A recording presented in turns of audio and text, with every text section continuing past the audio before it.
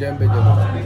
આજનો મહિમા એટલે ગુજરાતના માઈ ભક્તોને ખબર જ છે કે આનંદના ગરબાની લીટીમાં જે વલ્લભ પટેલ લખ્યું છે, મા રાજનગરની ધામપુર નવીન મધ્યમાં આવી આજ વિશ્રામ જાણે જગવતી।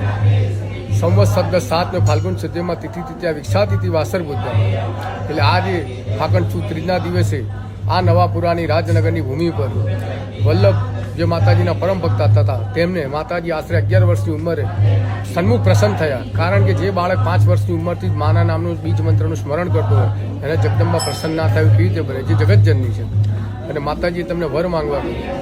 તેથી વલ્લભ પટેલે માને કીધું, માં મને તારા દર્શન માત્રથી જ આનંદ છે, તો મારે બીજા કોઈ વસ્તુની ક્યાં જરૂર નહીં, તારે બધાને આનંદ થાય એવું કંઈક મને તું આપ।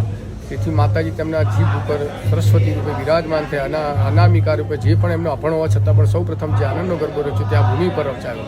આ ભૂમિ પર દર વર્ષની જેમ જ્યારથી ગરબા રચાયો ત્યારથી જેમ 24 કલાકની અખંડ ધૂન થાય છે તેમ આજે તમે જોઈ શકો છો ફાગણ સુદ ત્રીજની અત્યારે રાત્રે પણ ધૂન ચાલુ છે, જે આજે બપોરે આશરે 1:30-2 વાગે ચાલુ થઈ, જે આવતીકાલ બપોરે લગભગ 2-2:30 વાગ્યા સુધી ચાલુ રહેશે અને ત્યાર પછી માતાજીના નૈવેદ્ય કરવામાં આવશે।